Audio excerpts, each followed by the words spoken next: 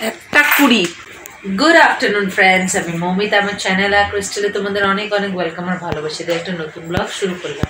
এত বেলা থেকে ব্লগ শুরু করলাম কারণ সকাল থেকে করি নিয়ে উঠলাম, উঠে যেমনি উঠি 10টা সাড়ে 10টায় উঠে ব্রেকফাস্ট করলাম ডাল পুরি দিয়ে।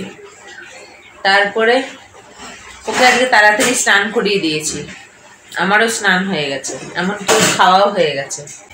ওই যে পটি করতে বসেছে খাওয়ার পরে, তো ওকে ফ্রেশ করব, করে একদিকে যাব, সেটা হচ্ছে একটা প্রার্থনার সভা।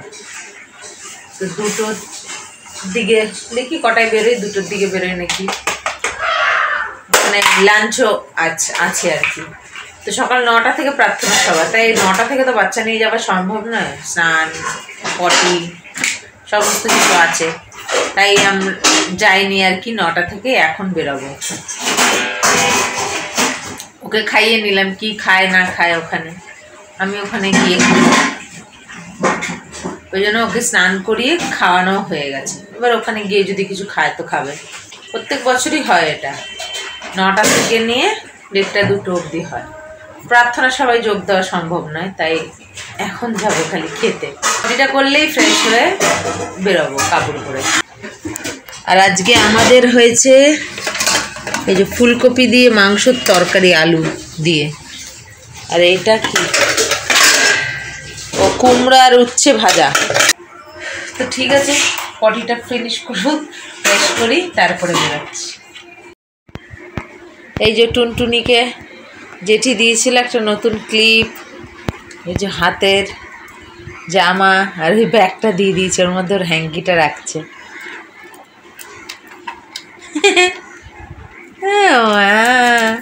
এবার একটা পিঙ্ক রঙের চটি পরাবো, জুতো, ব্যাস।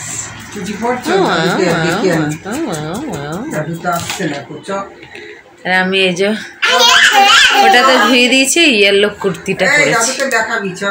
তো যাই গিয়ে ঘুরে আসি, দেখি কি হয় না হয়, পারলে শেয়ার করবো। প্রার্থনা রাখবেন এবং আমাদের পাড়ায় অনেক ছেলেরাই বাইরে আছে, তাদের জন্য বিশেষ করে প্রার্থনা দেন ঈশ্বর তাদের প্রত্যেকে সুস্থ শরীরে রাখেন এবং ভালোভাবে ঈশ্বর পদে থেকে কাজ করতে পারে। আমরা যিশুর নামে এই প্রার্থনা চাই। আপনারা কারো স্বর্গে যেতে চান সকলে, নাকি না? আমরা সকলে স্বর্গে যেতে চাই। আজকে এই মুহূর্তে প্রভু আপনাদের একটা কথা বলছি। প্রার্থনা শেষের পরে এই যে দিয়েছে ফ্রাইড রাইস, চিলি চিকেন, যেখান থেকে মেয়ে আমার কিছুই খায়নি, শুধু মটরশুঁটি ছাড়া। চটিটা বাইরে পড়তো, মা ঘর মোছা দিয়ে ভালো করে নিচটাকে মুছে পরিষ্কার করে দিয়েছে, ভালো করে মুছে মাছে, সেটা এখন ঘরে পড়ছে। আসলে ঘরটা ঠান্ডা হচ্ছে, শীত ঢুকছে না, আরেকবার কালকে ভালো করে মুছে দিতে হবে। আজকে ভালো করে মুছেছে, খুব একটা বাইরে পড়তো না, আমাদের বাড়ির মধ্যেই। ফ্যানও বন্ধ, ওইটা আমার 9:05 মানে 9টা, ভালোই ঠান্ডা লাগছে, এই জন্য ফ্যান অফ করে রেখেছি। ওকে ঘরে চটি দিলাম, ও বাড়িতে আছে, ওর 2টো ঘরের চটি এ বাড়িতে নেই, তাই জন্য মা ওটাকে ভালো করে নিচটাকে মুছে দিয়েছে। আমি কালকে একবার ভাবছি ধুয়ে দেবো। সেই দুপুরে ওখান থেকে এসে ওর ঘুম পেয়ে গেছিল, তাড়াতাড়ি করে এসে ওকে ফ্রেশ করিয়ে ঘুম পাড়ালাম, ঘুমালো। সন্ধ্যেবেলা উঠেছে, উঠে খেলো, ফ্রেশ করলাম, একটু পড়লো, আর ওর জলটা ফুটালাম। তার কিছু শেয়ার করিনি, ভালো লাগছে না, শীতটা ঢুকছে, তারপর সবাই শরীর ম্যাটম্যাট করবে। তো ধরেছি এবার নাও তোমারটা তোলো। তো ওই একটু পড়াশোনা করে তারপরে খেলাই করছে।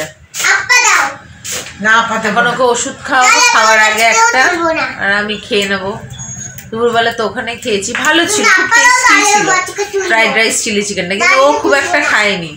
ওই খালি কয়েকটা মটরশুঁটি খেলো, গাজর খেলো, ব্যাস, ভাতও খেলো না। চিলি চিকেন তো খেতেই পারবে, একটু ঝাল ছিল, কিন্তু টেস্ট ছিল, কোনো পাঁপড় টাপড় ছিল না। ওকে দেবো ভাবলাম, ছিল না। ওই 2 কোর্স মিল, চিলি চিকেন, ফ্রাইড রাইস।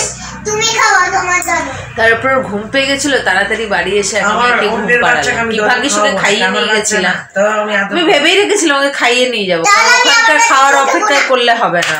3টের সময় লাঞ্চ সার্ভ করেছে, 2টো বলে 1 ঘন্টা দেরি।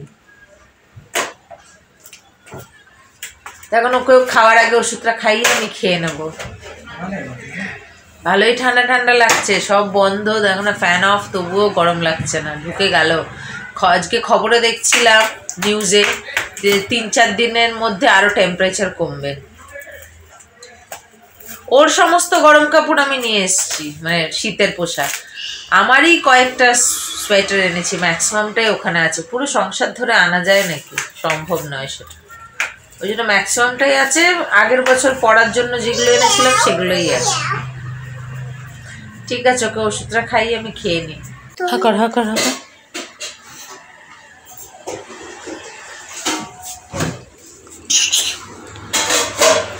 10:35।